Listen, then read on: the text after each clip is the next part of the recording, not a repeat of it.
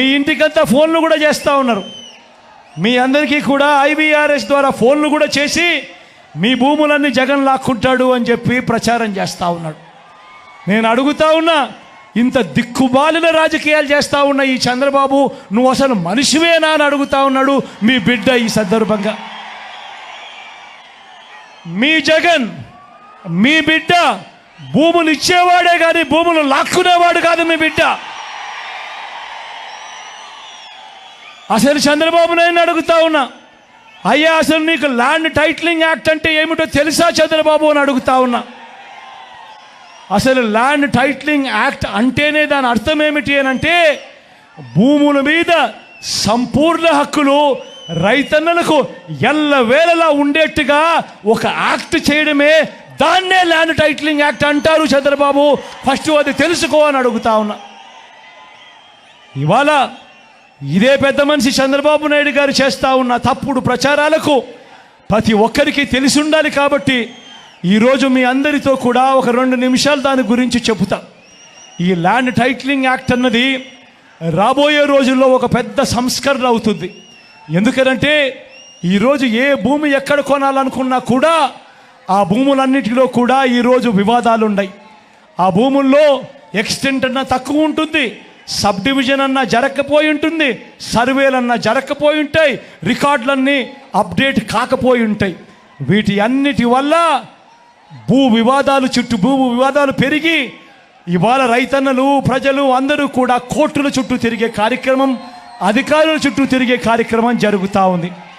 మీ బిడ్డ రాబోయే రోజుల్లో చేయాలనుకునే సంస్కరణ ఏమిటి అంటే, ఏ రైతన్నా కూడా, ఏ ఒక్కరు అయినా కూడా వాళ్ళ భూముల కోసము ఎవరి చుట్టూ తిరగాల్సిన పని ఉండకూడదు. ఏ కోర్టుకు వివాదాలకు సంబంధించిన ఏ కోర్టుకు వెళ్లాల్సిన పరిస్థితి ఆ భూముల మీద వాళ్ళకు సంపూర్ణ హక్కులు వాళ్లకు కల్పిస్తూ, ఆ భూముల మీద ఏదైనా వివాదం ఉంటే ఆ వివాదాన్ని గవర్నమెంట్ గ్యారంటీ ఇస్తూ, వివాదం లేదు ఈ భూములు అని చెప్పే ఒక సంస్కరణ తీసుకుని రావాలని మీ బిడ్డ ఆలోచన. మీ బిడ్డ ఆలోచన ఆ భూముల మీద ఏదైనా వివాదం ఉంటే ఆ వివాదానికి ఏకంగా ఇన్సూరెన్స్ కూడా చేసి ఎటువంటి వివాదము కూడా ఉండకుండా చూడాలి అనేదే మీ బిడ్డ. టైటిల్ ఇన్సూరెన్స్ కూడా చేసి ఎటువంటి వివాదము లేని టైటిల్స్ ప్రతి ఒక్కరి దగ్గర ఉండాలి అనేదే మీ బిడ్డ లక్ష్యం. కానీ ఇది జరగాలి అని అంటే మొట్టమొదటిగా జరగాల్సిందేమిటంటే, రాష్ట్ర వ్యాప్తంగా జరుగుతూ ఉన్న సర్వే పూర్తి కావాలి. 100 సంవత్సరాల తర్వాత అప్పుడెప్పుడో బ్రిటిషర్లు సర్వే చేశారు. దాని తర్వాత ఈ దేశంలో కానీ ఈ రాష్ట్రంలో కానీ సర్వేలు మళ్ళీ చేసే పరిస్థితి లేదు. ఈరోజు మొట్టమొదటిసారిగా మీ బిడ్డ గ్రామ సచివాలయాలు తీసుకొని వచ్చి అందులో ఏకంగా 15,000 సర్వేయర్లను కూడా అందులో పెట్టి ఈరోజు మీ బిడ్డ 100 సంవత్సరాల క్రిందట జరిగిన సర్వేను మళ్ళీ మీ బిడ్డ ప్రతి ఎకరాను కూడా సర్వే చేయిస్తూ ఉన్నాడు. రైతుల కోసం సర్వే చేయించడమే కాకుండా వాటికి సంబంధించిన సరిహద్దు రాళ్లను పెట్టిస్తూ ఉన్నాడు, రికార్డులన్నీ అప్డేట్ చేయిస్తూ ఉన్నాడు, సబ్ డివిజన్ చేయిస్తూ ఉన్నాడు. చేసి ఆ రైతన్నలకే హక్కు పత్రాలను ఎక్కడికి పోకుండా పదిలంగా రైతన్నలకు అందేట్టుగా చేస్తూ ఉన్నాడు మీ బిడ్డ. ఇవన్నీ కూడా పూర్తయిపోయిన తర్వాత కానీ రాష్ట్రంలో 17,000కు సంబంధించిన రెవెన్యూ గ్రామాలుంటే ఇప్పటిదాకా 6,000 రెవెన్యూ గ్రామాలు మాత్రమే పూర్తయ్యాయి.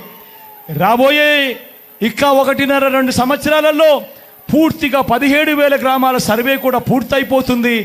ఆ తర్వాత ప్రతి రైతన్న దగ్గర, ప్రతి ఒక్కరి దగ్గర వాళ్ళ భూములకు సంబంధించిన పక్కా రికార్డులు ఉంటాయి. సర్వే చేసిన భూమి ఉంటుంది, సరిహద్దులు పాతిన భూములు ఉంటాయి, రికార్డ్స్ అన్ని అప్డేట్ అయిన భూములు ఉంటాయి, సబ్ డివిజన్ జరిగిన భూములన్నీ కూడా పూర్తి హక్కులతో ఆ రైతన్నులకు, ఆ పేదలకు, వాళ్ళందరికీ కూడా వాళ్ళ దగ్గర ఉంటాయి.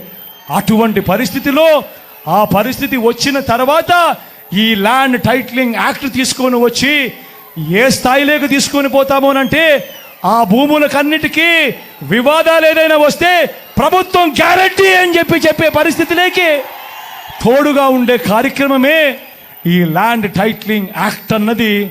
ప్రతి ఒక్కరూ కూడా తెలుసుకోమని కోరుతూ, చంద్రబాబు చెప్పే అబద్ధాలు, చంద్రబాబు చేసే మోసాలను ఏ ఒక్కరు కూడా నమ్మొద్దు అని చెప్పి ప్రతి ఒక్కరిని కూడా ప్రార్థిస్తా ఉన్నా.